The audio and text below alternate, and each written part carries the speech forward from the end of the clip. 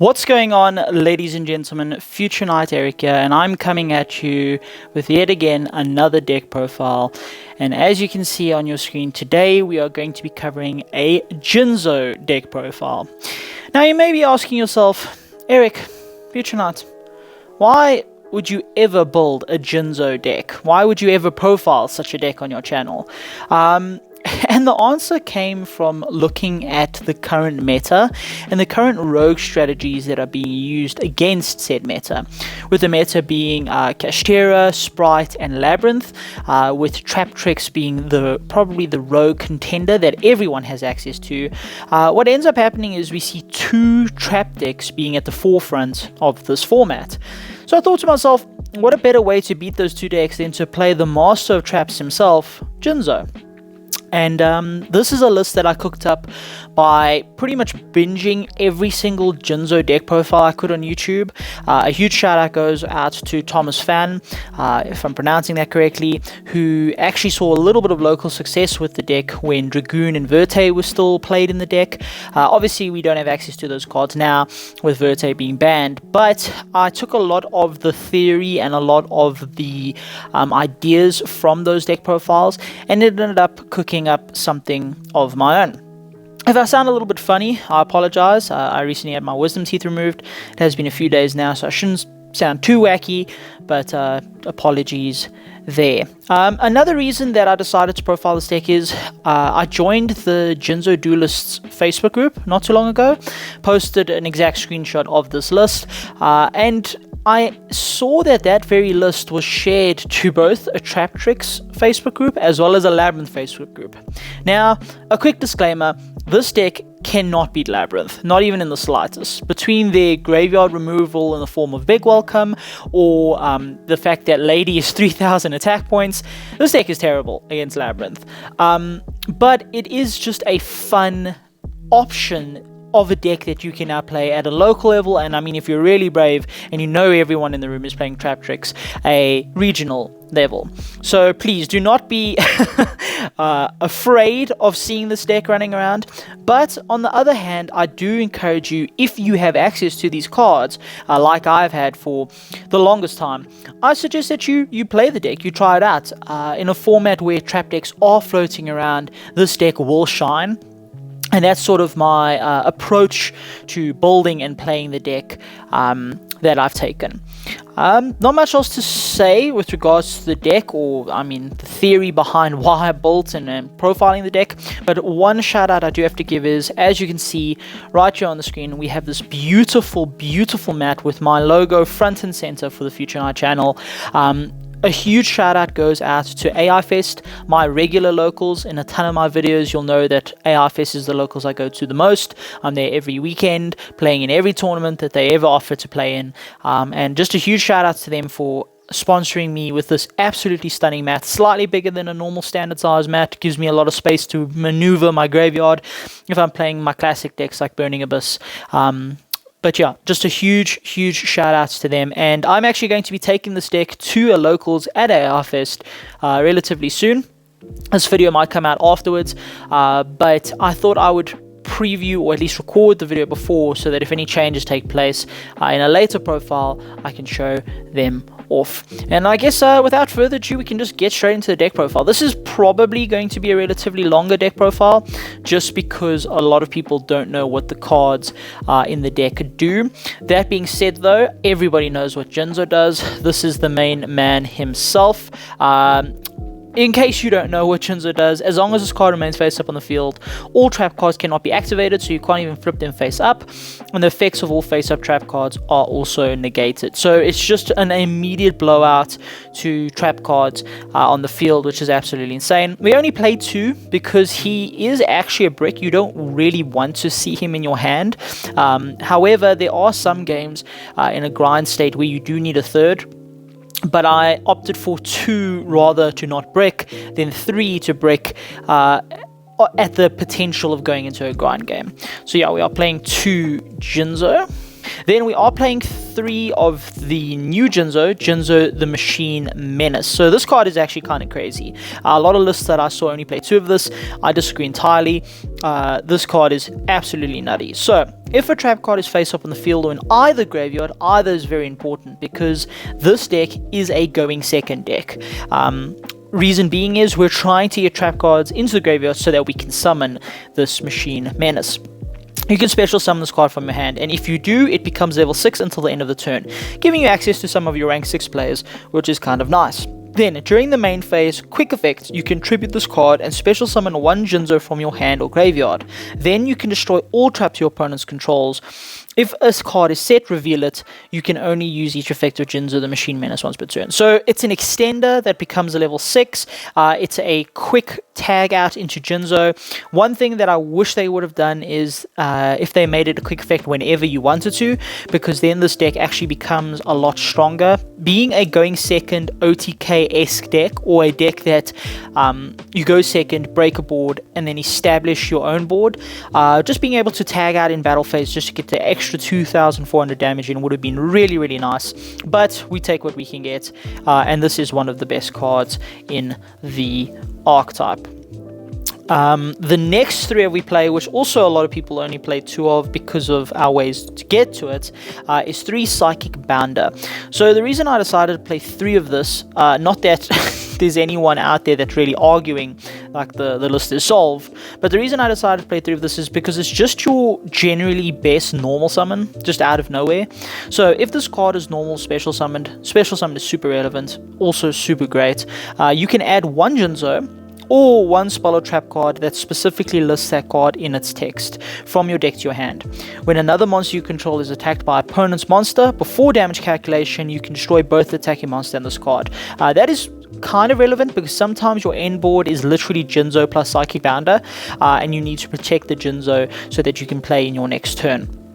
You can only use each effect of Psychic Bounder once per turn. The search effect is relevant, so we have our Bounder that then searches your spells and traps, and then our spell and trap that then searches monsters, which we'll get into in the spell and trap lineup.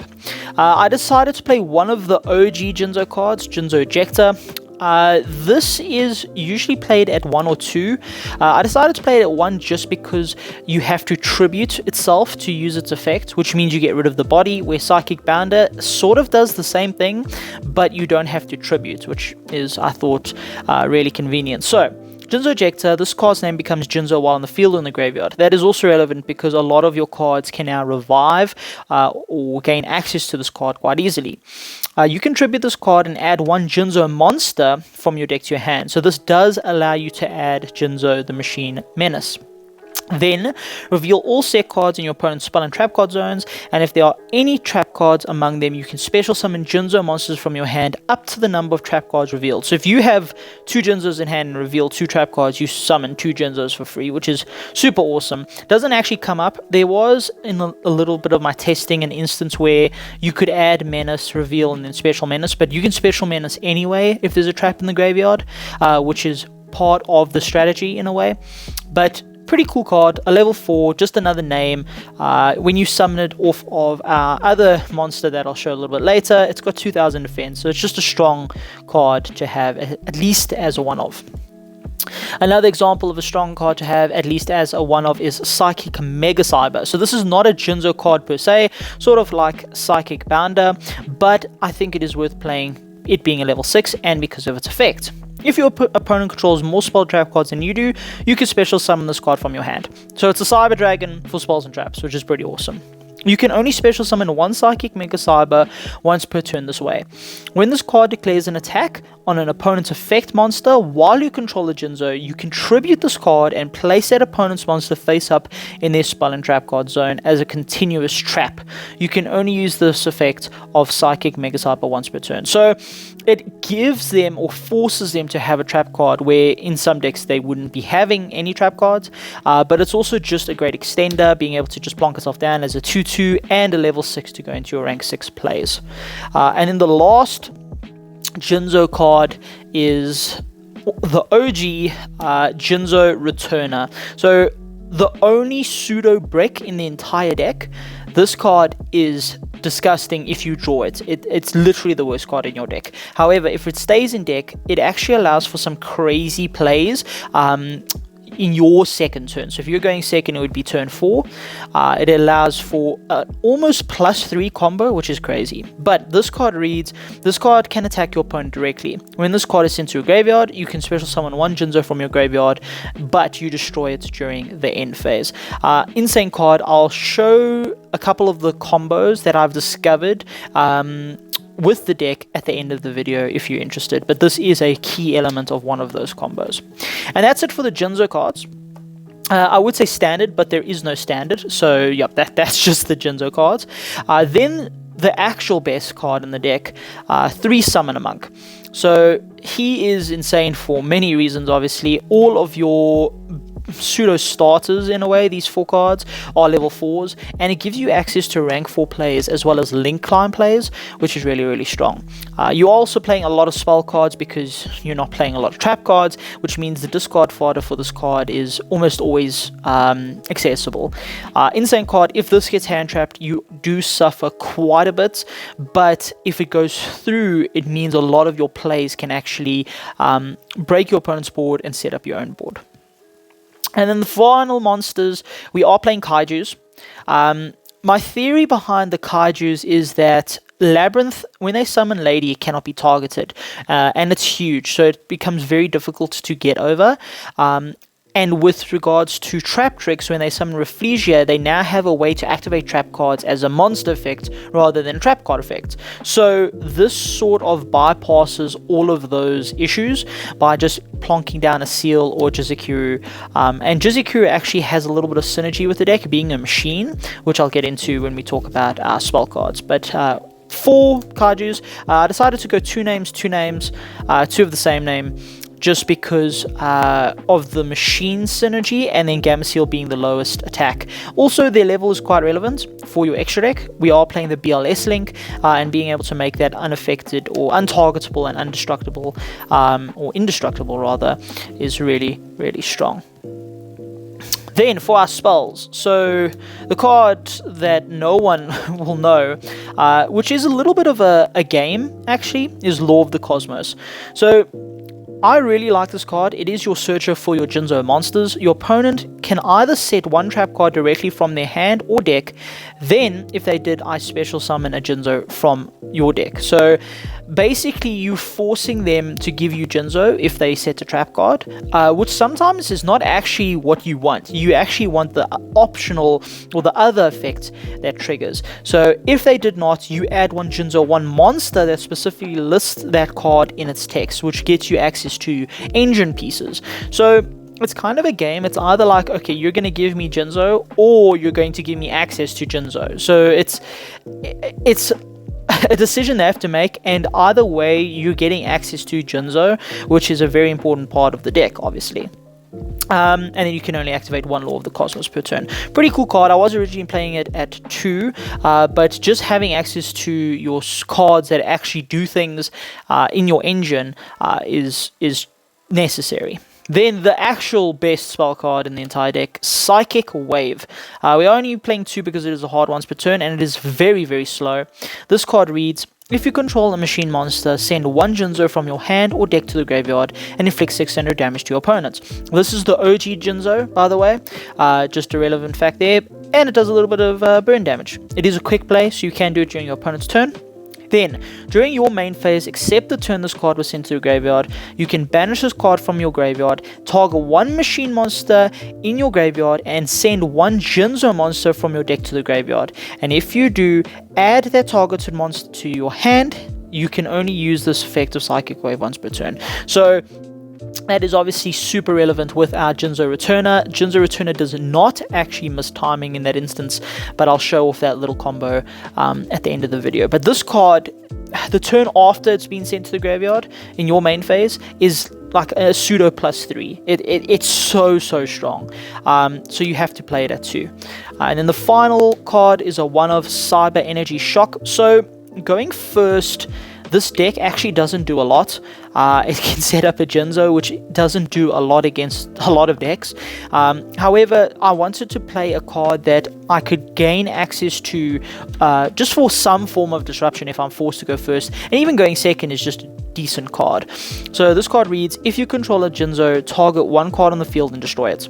That's it. So it's just a nice little pop, but it has an additional effect. If it was a trap card, you can apply one of these effects. Negate the effect of one face-up card on the field until the end of this turn, or all Jinzos you control gain 800 attack. So it's like a infinite impermanence or a little bit of a buff to your Jinzos, and it's searchable through your Psychic Bounder. So I thought to myself, might as well play the one of, because if I have access to Law of Cosmos and Psychic Wave from the get-go, then I can grab this instead off of the Psychic Bounder.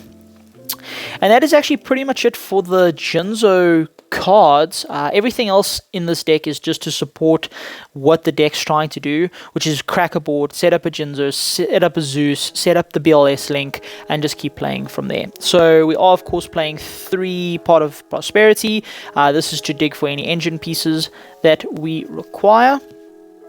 We are playing 3 Super Volley, 2 Kaiju Slumber, 1 Change of Heart, and 1 Mind Control. So these are all very important, because by using your opponent's bodies to climb and to build your board is really, really strong. You need these cards in the deck, and you need to go second. If you go first, it's very difficult to play with your main deck. Your side deck should then have cards that can replace the cards that are only going second cards, like the Interrupted Slumbers and some of the other cards that I'll show later on. But yeah, these cards are absolutely insane. Super Poly is awesome. Both of our Super Poly targets actually play into rank plays, which is quite nice. But yeah. And then for the final spell, we play 1 Monster Reborn. I think every list I saw, this was one of the only consistent things, other than, you know, playing Jinzo, but this was the tech card that everyone played, and I think it's just because sending Jinzo off Psychic Wave and then just being able to Monster Reborn it is super, super strong. And then we are, contrary to popular belief, playing trap cards. We're playing trap cards that we can go second with and immediately put into our grave to make our Machine Menace live. So we're playing the best ones. We're playing Infinite Impermanence and Evenly Matched. You could make an argument to play Shade Brigadine in the side or even in the main, going first or even second, just to get a trap on board or a trap in the grave so that you can trigger your Menace as well as one of our extra deck cards. But I felt like it was really, really slow, and I didn't want to replace my power staple cards with a card that didn't do much else than become a body. So yeah, we played these. These are awesome. Obviously, even is great against Labrynth and Traptrix to begin with, and Infinite Impermanence is actually decent against stuff like Kashtera and Sprite. So yeah, just easy traps we can get into the grave so that we can summon our Menace. Onto the extra deck, we are of course playing the 1 Jinzo Layered. This card is terrible, however, if used correctly, it can crack the entire Kashtera board, which is super awesome. So it requires 2 level 6 monsters, which is fine, a Jinzo and a Menace perhaps, and then you can detach 1 material from this card, target 1 face-up monster your opponent controls, and then take control of it until the end phase. But it cannot activate its effects or declare an attack. Perfectly fine.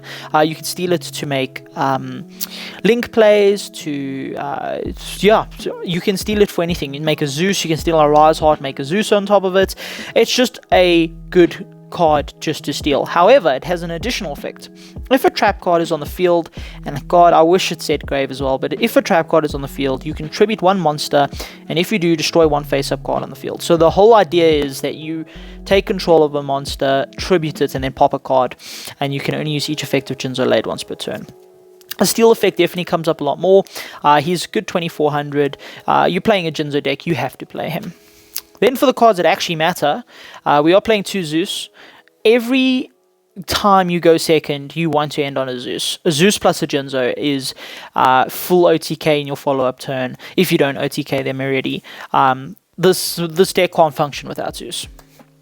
We are playing the 1 Wallow. This could probably be replaced with a better Zeus-esque rank 6, one that can make Zeus a lot easier, but I decided to play it just because of its versatility and being able to use your opponent's cards against them. Then for an easy format Zeus, we are playing Utopia and Utopia the Lightning. Just plonk these on top of any 2 level 4s, and then you can attack, make a Zeus, or you can actually use the effect and make a 2 Maddie Zeus and go for quite a bit of damage actually, which is super cool. I didn't want to play double or nothing just because it's a brick in the deck, and as you saw, there aren't that many bricks in the deck. The biggest brick is actually the returner as well as Jinzo himself. We're playing 1 Baguska and 1 Abyss Dweller. These are just standard in rank 4 decks. And then for our super poly targets, we're playing 2 Garura and 2 Muddragon. So I was thinking about playing Starving Venom, but it doesn't do enough. And these also synergize with our ranks, being a level 6 and a level 4. Drawing a card is insane, and actually being able to protect your Bounder and any other cards from stuff like Imperm or Veiler is really, really strong. Yeah, not much else to say there. The synergy with the Super Poly is actually super cool. And then for our link plays, just for when we steal stuff and we need to make things, IP, Unicorn, and then we are of course playing the BLS link. If you revive your Jinzo Menace, it becomes a level 7, it stays a level 7, so you can make your BLS unaffected or untargetable and indestructible. The side deck isn't finished yet. I'm playing around with a lot of ideas through testing. One card for sure that I know I'm going to be playing is 3 Psychic Shockwave. So if for whatever reason your opponent decides to keep evenly in the main deck, I don't know why they would, this is just a free way to get to Jinzo. They activate evenly, you change Psychic Shockwave, discard a spell or trap, summon Jinzo, and then the evenly is negated, and they've wasted their battle phase. It's also just really good against like random trap cards, like if they activate a trap card of any kind, you can just summon out Jinzo for free. So it's just like bypasses a lot of what the deck tries to do anyway by trying to turbo out Jinzo. You now just have a card that summons it for free, which is awesome. Also, it looks so cool, man. This deck looks awesome. I'm so glad I finally get to use my secret Jinzos. Shout out to Adam, one of our older South African players. Then for other ideas for the side, we are playing 3-dimensional barrier just so that we can skip a turn, because like I said, going first you have almost no plays except to set up a Jinzo, and even then sometimes the trap cards are just better than that. So yeah, there are actually 11 cards you need to put in going first. So the cards that you have to take out when you go first are the 3 evenly, the 2 Kaiju Slumber, the 2 control cards, and your 4 Kaijus. You could argue to keep in maybe 1 or 2 Kaijus just for follow-up, but that is 11 cards that you now need to replace with going first cards, because if you don't, you will get absolutely OTK'd into oblivion. So these are just the cards that I thought were best for going first. The other option, like I said, it's a very subpar, but it does give you access to rank 4 players like Baguska and Abyss Dweller, and give you access to summoning Machine Menace turn 1 without anything else on board. So we are playing the 3 Shade Brigandine in the side for now. This will probably change. That's 3, 6, 9, and then for the other going first-esque card is 3 Book of Moon. So this can go first or second, obviously.